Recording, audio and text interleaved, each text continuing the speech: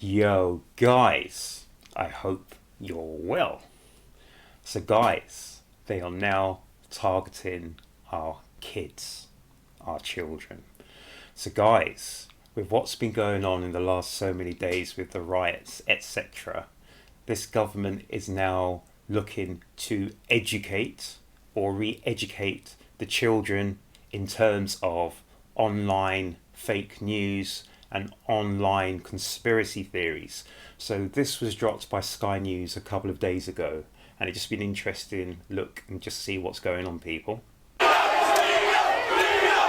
The riots were in part fueled by a dangerous digital deception. Lies, rumours and often misinformation spread like wildfire.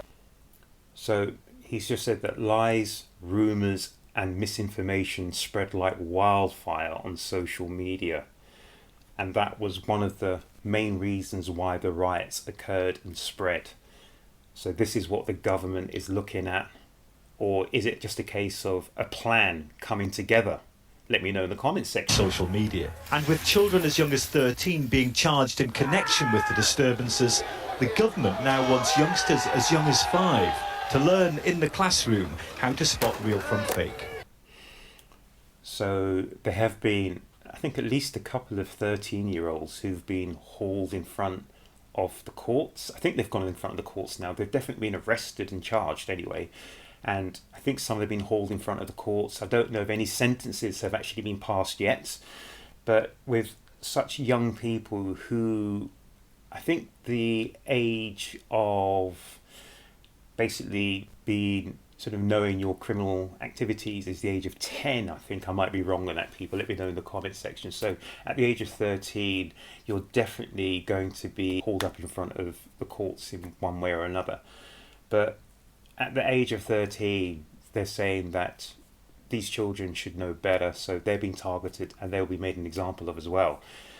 But it looks like the government is looking to go into the classroom now and make certain that children as young as 5. So is this something that's going to be in all of the curriculum, or is it just going to be a one-off sort of case just to educate the children? I think I remember when I was at school, we had someone from the police come in at some point to just alert us to those weird people that you shouldn't be taking sweets from on the street, etc., etc. But I think this is going to be something that will be embedded into the school curriculum about how to spot a story that isn't true, and also how to spot where you're potentially being lied to, as they're going to say, around conspiracy theories. So it's going to be interesting to see what the government does, how quickly the government rolls this out. Has this already been in the plans of Sir Keir Starmer even before he came to power? And has this just been a very opportune scenario for Sir Keir Starmer to roll out his plans for what he is looking to do and his overarching vision for online media, both here in the UK and worldwide? So it's something to look at and something to think about, people. There's clearly been a great deal of disinformation on social media. I think social media is a force for tremendous good in terms of what it allows people to do in communication, but there are risks involved as well. Now, so this is the Business Secretary, Jonathan Reynolds. And on the one hand, he gives a platitude to social media on how many great things social media has done, but also with the other hand, he's saying that social media could be a very negative force for people, as it is a positive force. My colleague Peter Kyle, the Science and Technology Secretary of State, has met with social media companies who are playing their bit as part of this in terms of labelling and fact-checking information that now exists out of there. The courts have cracked down hard on rioters, but also those who incite violence online. 28-year-old Jordan Parler on the left and 26-year-old Tyler K are thought to be the first people to be jailed for encouraging rioting online. And no one will support anyone encouraging any sort of violence or any sort of antisocial behaviour, whether it's online or out in the streets, etc., etc. Most of us are just looking to have a bit of freedom of speech, and that will be freedom of speech within certain parameters, because no one wants to incite violence or incite other areas that will be upsetting to people.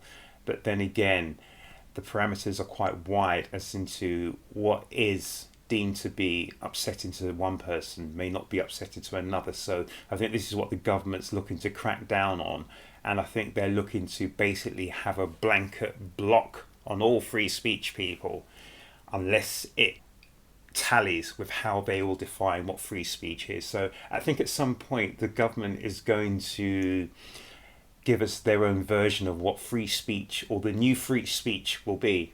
And that new free speech is going to be an interesting rollout for once and once it's done, because is that new free speech going to be rolled out from the government going to be something that we recognise as free speech, or is it going to be you can only speak what the government wishes you to speak about? Something to think about, people, something to think about. And I literally just thought about that on the fly. So it could be that they will rewrite in law what free speech really is, and that is going to be a very interesting scenario for once that happens, because free speech to most people will be the right to speak freely and without fear of what you're saying coming back to, in this case, and in this case of these two guys, end with you being imprisoned or potentially worse. Both men urged people to target hotels housing asylum seekers. And that's wrong.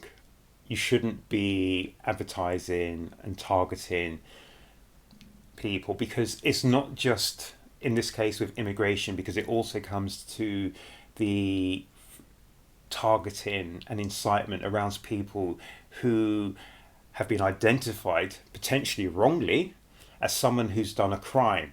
So you don't want baying mobs going to addresses, because in a lot of those cases those people have actually been identified incorrectly, and we've had people tragically lose their lives. Innocent people lose their lives because they've been identified incorrectly for a crime. I'm not going to mention any crimes, but a crime which would be enough for people to get very, very angry, and for some people to take the law into their own hands and to administer their own form of justice. And this is what you don't want. And this is why we want the police, and we want the judiciary, we want the whole system around the law to be fair. Because if the law and the police are fair, then we will hold our hands up and we will have faith in the justice system and in our police force. But right now at the moment, there's some people who do not have faith in either. And that is where the issues lie. And this is where people sometimes take the law into their own hands, which is never advisable to do, people. It's never advisable to do.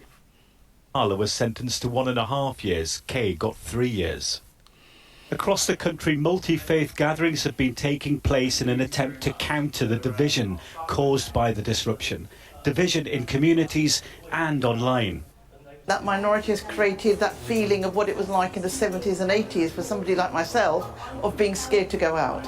And those images and those feelings and that dread has been reborn, and we want to really squash it out as quickly as possible. Violent disorder, clearly whipped up online, that is also a crime. The government has social media platforms in its sites as... That's a weird one, because there's been a bit of a spat between Keir Starmer and Elon Musk. But what can this government really do to someone who is not resident in his country?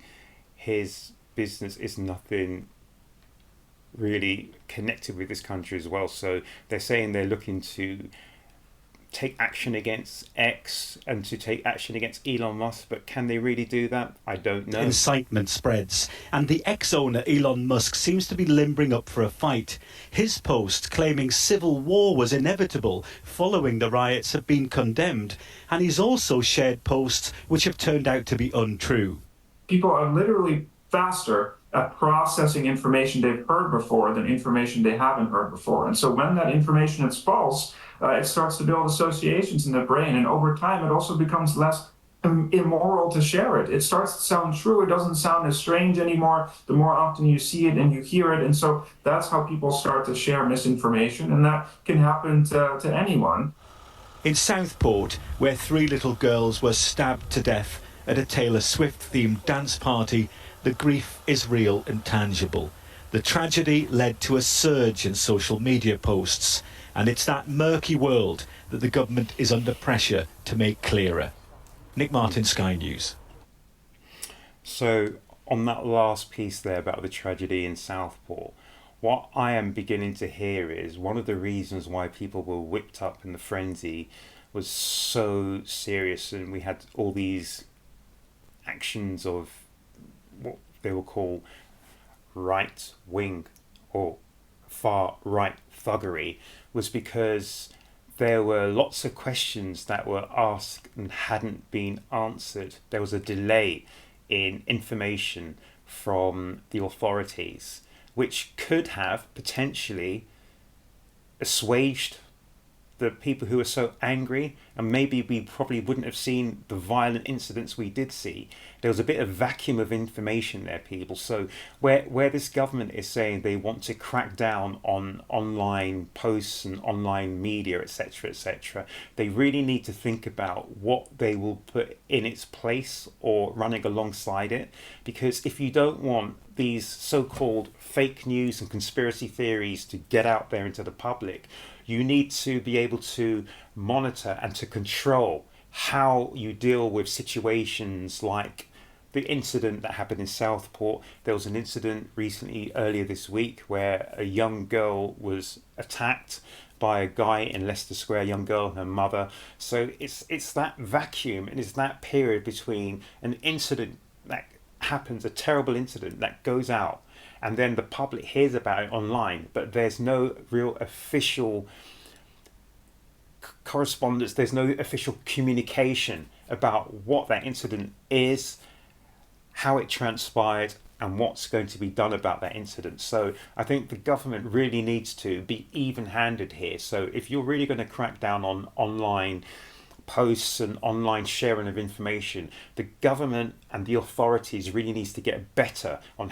and quicker on how it shares information to the public, so the public can actually be satisfied that the information they are getting from the authorities is potentially correct and it is the right information given and delivered at the right time.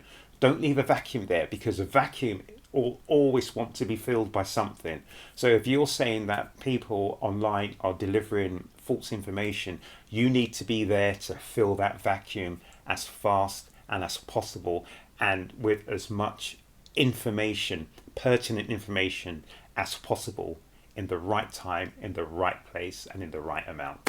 Guys, let me know in the comments section what you thought about that report. What do you think about the government looking to potentially add to the curriculum from the years of 5 years and upwards on how children should view information online, and how they should be able to look at and to recognise what information is potentially fake from real, and also to recognise what information is real fact and what information is a conspiracy. Let me know down here in the correspondence.